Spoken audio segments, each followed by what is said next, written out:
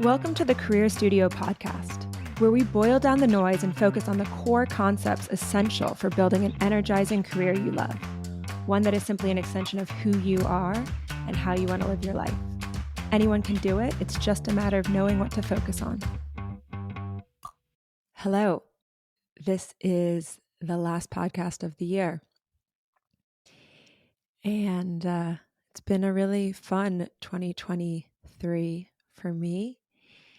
And I get super reflective this time of year and think about, what I set out to do and how I achieved that and what I want to do for the new year.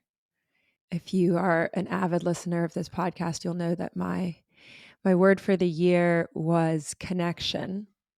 And I really think I've done a great job with that in all areas of my life. So I'm feeling really good about that. And I'm mulling on my word for 2024. I have something in mind, but I'm not going to share it quite yet. I will probably do some sort of episode on that in the new year. I hope everyone is gearing up for the final stretch and the pending holidays.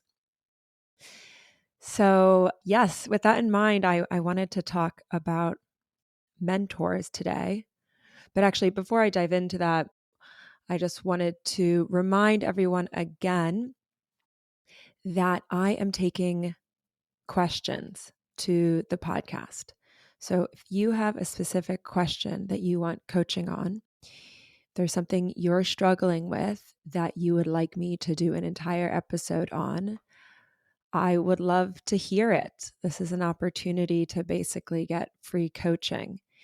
So you can go to www.thecareer.Studio and submit a question. I have a tool on there where you can literally record a voice note right in the browser and submit that. And I can keep that anonymous. Even if I anonymize it, you can also just submit a question via email. Okay. And that would be ann@careerstudio.co. All the instructions for that are on the website, thecareer.studio/question. So yeah, guys, send them in. What I'm talking about today has come from a listener question. I don't have an audio for this. This was just a text prompt that I received from a former client. So yes, I really wanted to talk about mentors and cultivating mentors. Personally, I have drawn on a bunch of my own mentoring relationships in the past few months as I have been restructuring my business for growth. And so I thought it would be a really apt one to discuss because it's especially top of mind for me. I think we all know that mentors are really important. They act like a shortcut to navigating bumps in the road because it's this pre-existing relationship that you can call on whenever you need support and guidance, which will be regularly because we're always reaching hard things.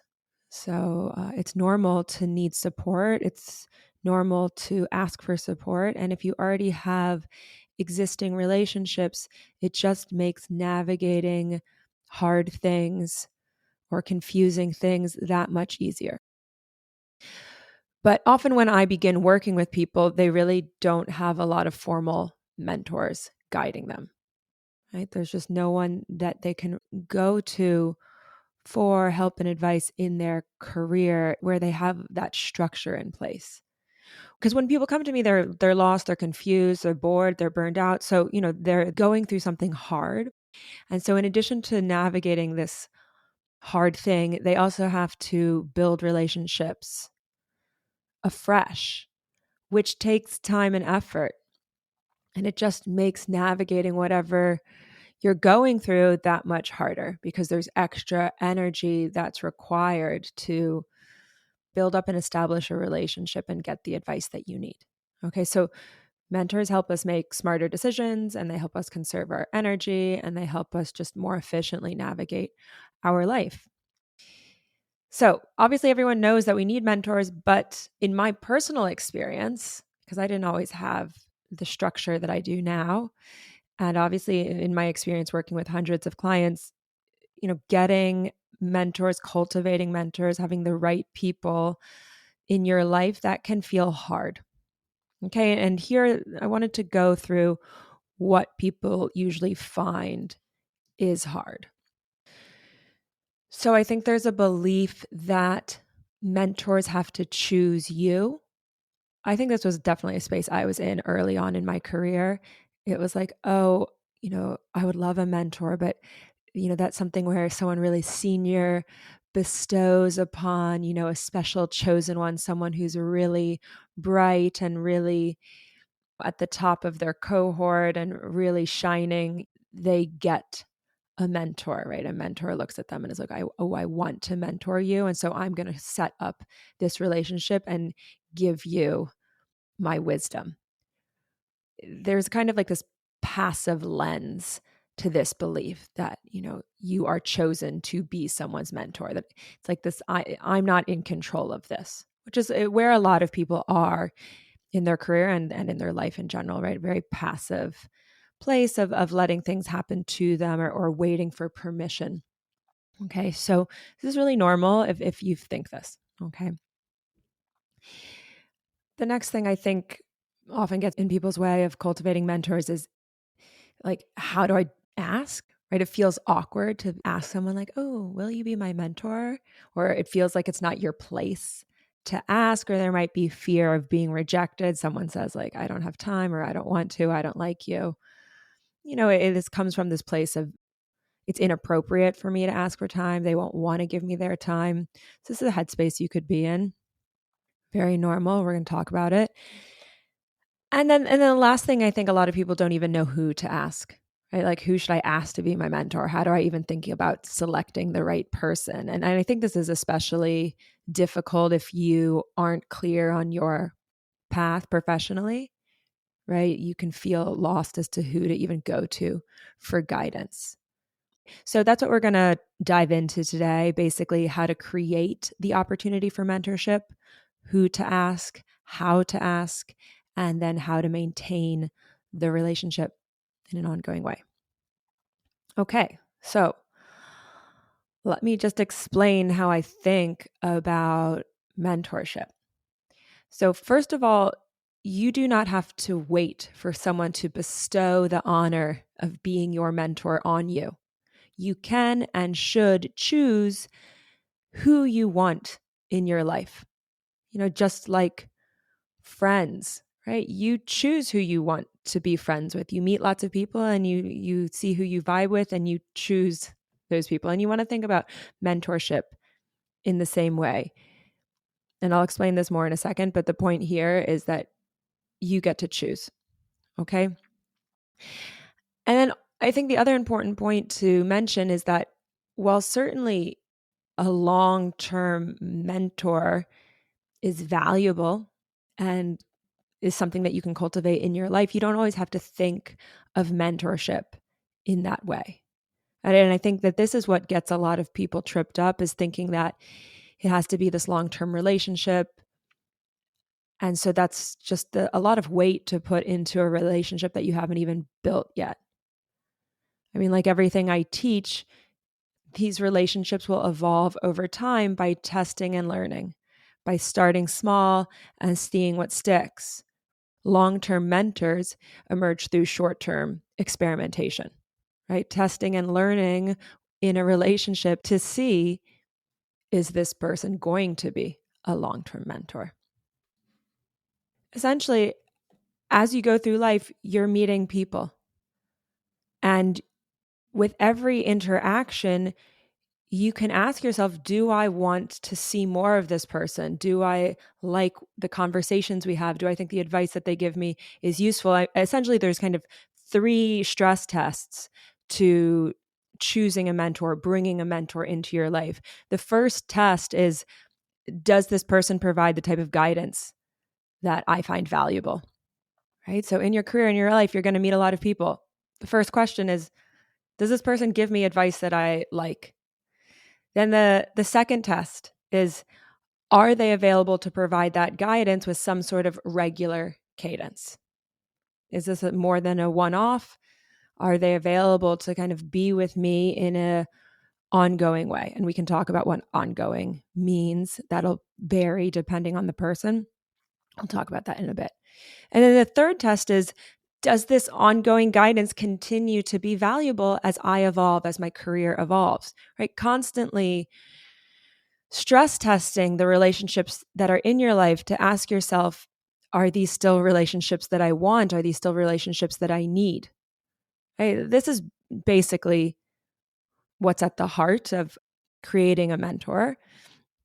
And of course, what you can see is that you can't cultivate mentors if you are not talking to people, right? You have to get comfortable asking for help and guidance to begin with for whatever it is you are exploring or trying to figure out in your life. Whatever you don't know, whatever is hard, that's what you want to talk to people about, right? So make the list of your questions, your fears, your concerns, figure out who can help you answer these questions and get talking, right? And if this is hard for you or if you don't know where to start, go back and listen to episode 3 called Your People.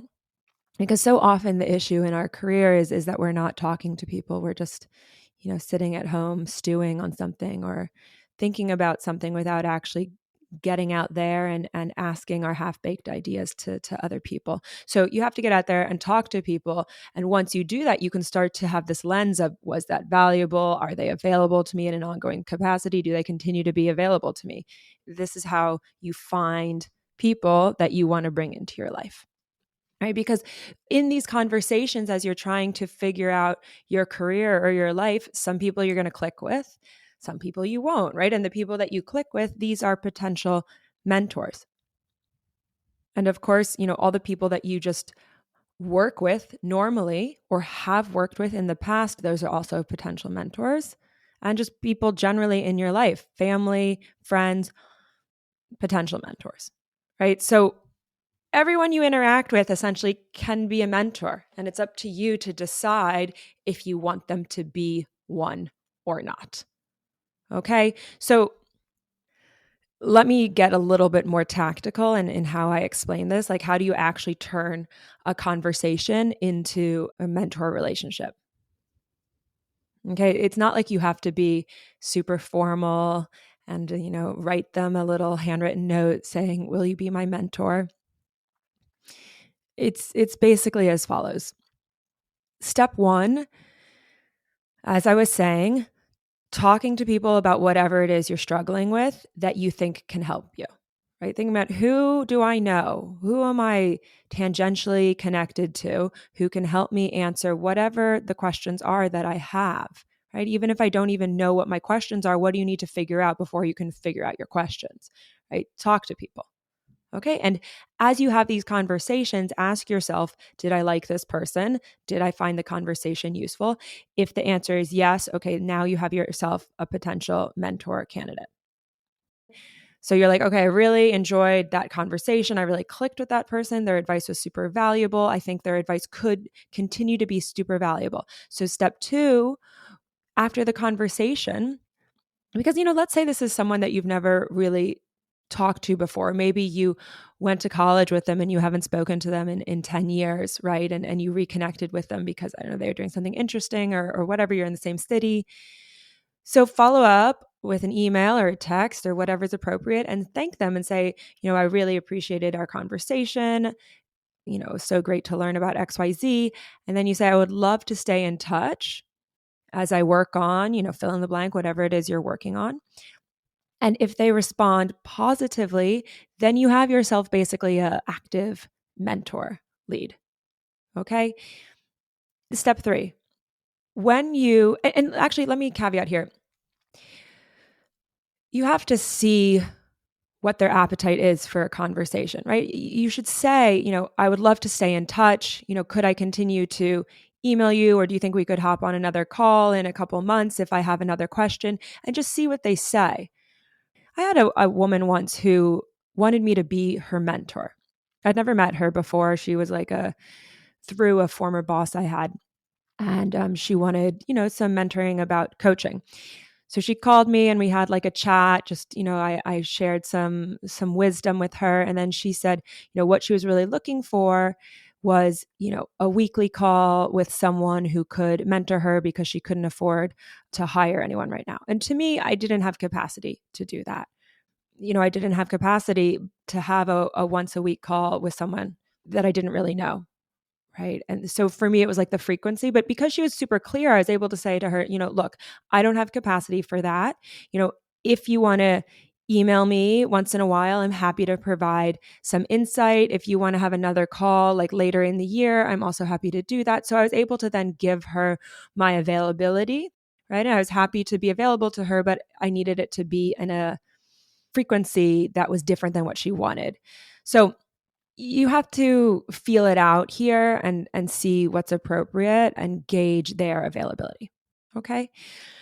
So then the next step 3, when you have another question that's relevant, you reach out and ask them. And then you see how that call goes. Did the advice continue to be valuable? The cadence can also depend a little bit on their seniority to you. Usually, like the more senior they are, you might speak with them a little bit less, compared to if they're around your same level. But you have to feel this out a little bit. And then step 4, you just basically continue to do this as long as it's useful. The more you talk to them, the deeper the relationship becomes, right? The stronger the connection. Equally, you might evolve out of a relationship, right? Your career goes down a different path, your needs change, they start doing something different that's just not as relevant to you, right? Just something will change that makes the relationship less useful. And then that person will rotate out of your, mentorship community. Okay, so this is basically it, right? It's just have conversations with people, see whose advice is useful, ask them if they'd be up for meeting more often, or if you could reach out to them again for a question, see how they respond. And based on their response, you then have a structure, right? Maybe it's exactly the structure you want. Maybe it's less than what you want. Maybe they say they're not available, but then at least right? So that's how you create a mentor. You got to talk to people, you have to see what's useful, and then you have to maintain the relationship. Okay, so when I'm working with my clients through the course of the program, they talk to a lot of people.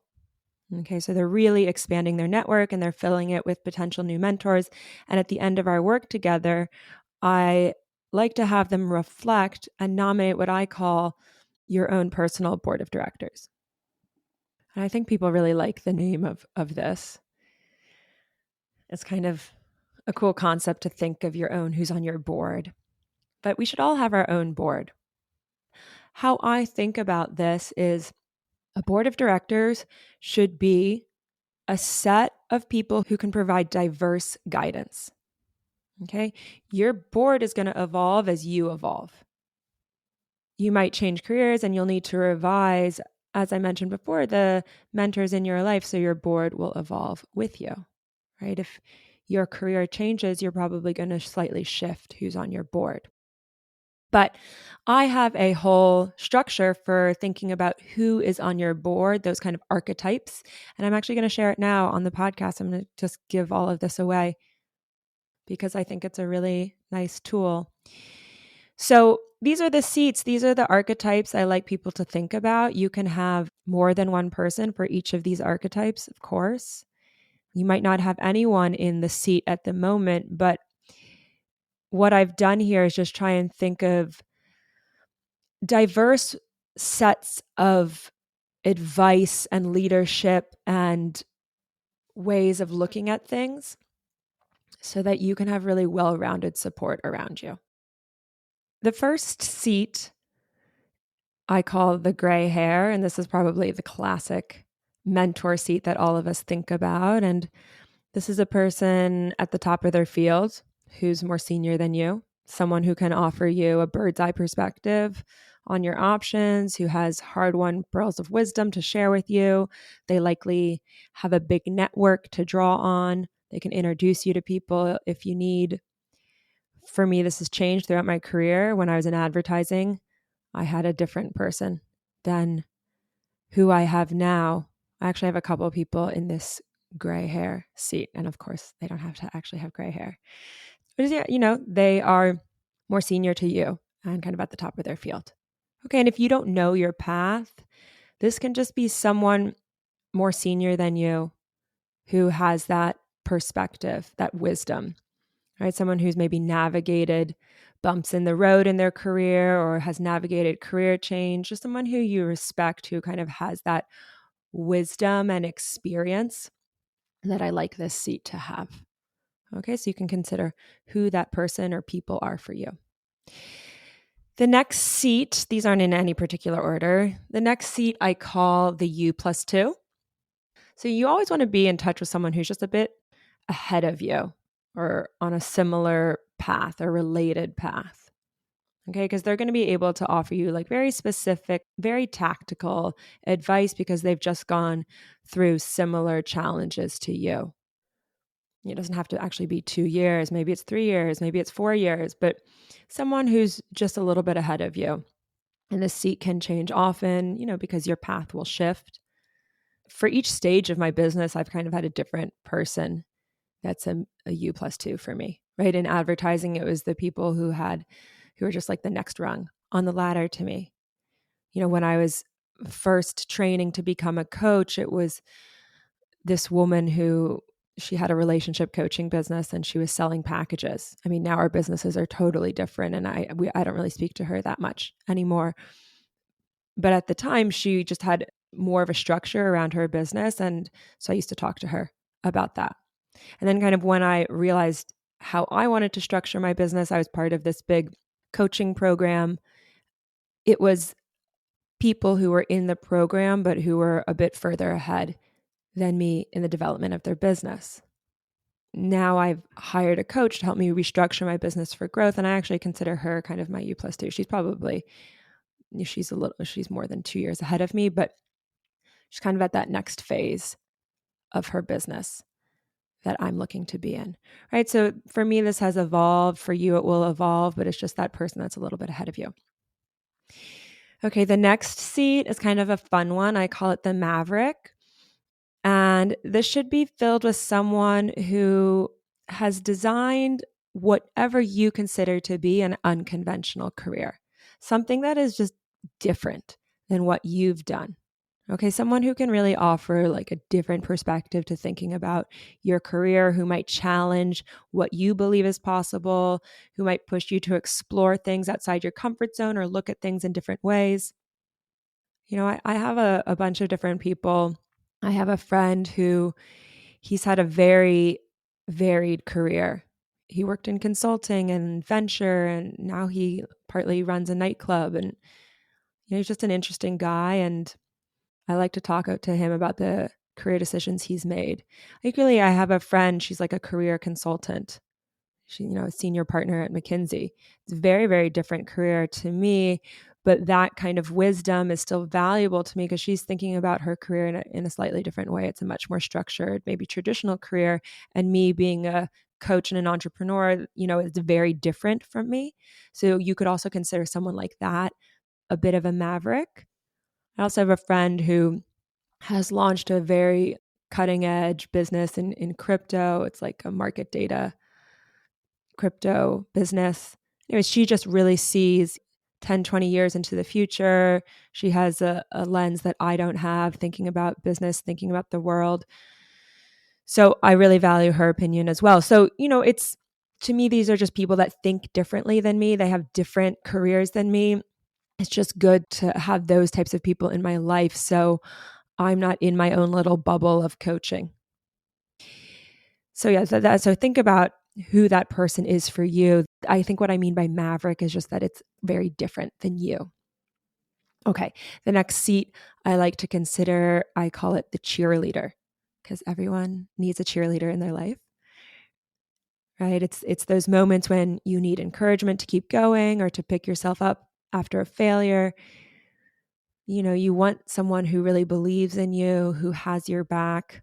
One of my best friends is a coach, and he's always telling me what he sees as possible for me. He's always telling me how amazing I am and how great I am. And I need that, right? I need someone who really believes in me, because sometimes I get down on myself or I get bored of myself, and just to have someone remind you of what you're capable of and who really sees you and champions you is a really nice energy to have. And sometimes you just need that person to bring in that energy. So I really think the cheerleader seat is an important one. The next seat I like to think of is the personal life icon. That's what I call it. I could maybe think of a better name. that's what I've called it for now. But I think, right, you are not your career, right? Your career is just a part of you. And I think it's really important for us to remember is this is not the be all end all. It's really important to create a rich life, and your career is one part of that. So I think having someone in your life who you think balances their professional life and their personal life in a nice way is important. If you're a parent, maybe someone who does, and you're working, if you're a parent and you're working, maybe who's someone who does that balance really well could be an interesting person to put here. Just someone you admire for how they've made time for their personal priorities or integrated their family life into their professional life. Someone who's great at setting and communicating boundaries. I have a former client who has structured her life between Long Island and Costa Rica. And yeah, it's very impressive to see. And it reminds me that there's many ways of structuring your life. And for me, that's really inspiring. I don't even speak to her that often, but I think about her a lot when I think about how I want to structure my life and how I want to think about my career and what I want to be available for. So, yeah, think about someone who is thinking holistically, who has that balance that you're looking for, whatever that might be. And last but not least, there's the seat I call the peer coach. So, the peer coach is someone that's about your level, and you guys would discuss day-to-day challenges and use each other as accountability partners. There's a great stat that people who regularly use peer coaching are 65% more likely to feel fulfilled at work and 67% more likely to report being a top performer. Okay, so peer coaching is a really great structure to have in your life. And note, if you have a peer coach, you're going to be their peer coach too, right? It's a two-way street. I have a handful of coaches who have similar businesses that I talk to every month. When I was in advertising, these people were the peers in my cohort who were going through the same stuff, but they were on different accounts. Okay, so just finding someone that you can relate to who's going through the same stuff as you is a really good person to have in your life. So these are the types of mentors that you can think about, and it's totally in your control to cultivate them and to bring them into your life. So let's just talk a little bit about maintenance, and then that's the episode. So the frequency that you talk to these people, as I mentioned before, kind of depends on the seniority. It depends on their availability, right? With a peer coach, I'm going to want to be talking to those people regularly. With the gray hair, probably less regularly. But again, this isn't a hard and fast rule. I definitely have peer coaches that I only talk to occasionally. And sometimes really senior people, I might have a bunch of back and forths with about a topic over a couple weeks. And then I don't maybe talk to them for a couple months. Okay, so again, it just depends on the person's availability to support you and the structure that you guys end up creating together. And I think the last point I want to talk about is around maintenance and I suppose giving back. Because, mentors can enjoy helping you because it just feels good. Like it feels good to help other people, to share your hard won pearls of wisdom. This is scientifically proven. People who you vibe with will want to help you because they enjoy the relationship. And at the same time, you want to make sure that you're supporting your mentor as well. So there's many ways to do this so that you are kind of maintaining the relationship and it doesn't always feel like a one-way street. You can and should follow them online. And when they post something, support them. LinkedIn is a really great channel for this. And if they're on that channel, this is the perfect way to support them by liking their content, by commenting on their content, by sharing, sometimes people in my life will be recruiting. I might share that job to my own network. You can send interesting people their way or send them business opportunities. I used to work at a company called Fast Forward. It's a training and coaching company. And the two women that run that, I definitely consider to be in my like gray hair bucket. And, I really respect them and value their advice. And so I try and send them business when it's relevant, right? When I hear someone is looking for training for their team, I send them to Fast Forward, right? So in this way, I'm supporting their business as a thank you for them supporting me on occasion, right? Maybe there's content that you think they would find interesting, an article that you read, et cetera. Send it their way, or a podcast, right? So if you're thinking about them, you can send them content, you can send them people, you can support them online. And then this helps it feel more like a two-way street. And then the last piece of advice I'd have here is, yes, of course, when you have a question or want support, you can reach out to them. But even when you don't have a need, just updating the people in your life or checking in with your mentors is a really good way to maintain the relationship. So maybe you get a promotion or you change jobs or something important happens in your life. Just send them an email to say, hey, like, I wanted to let you know this is what I'm doing. How are you? What's going on with you? Or maybe you're in the same city as them.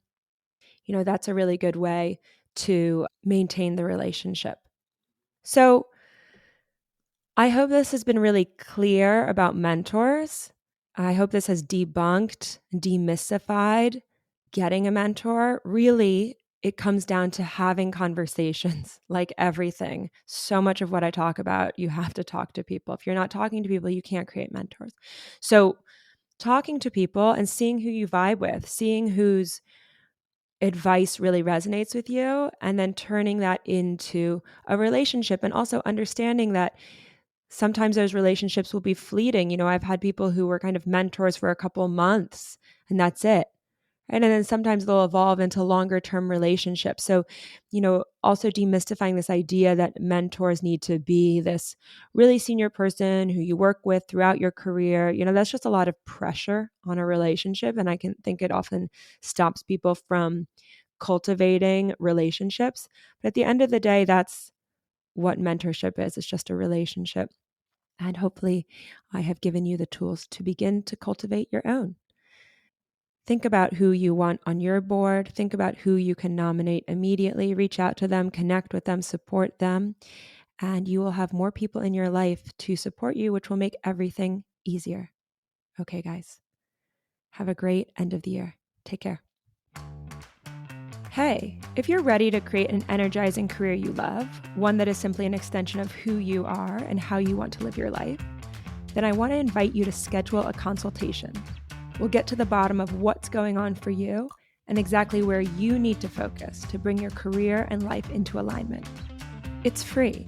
Just head on over to thecareer.studio/schedule to find a time that works for you.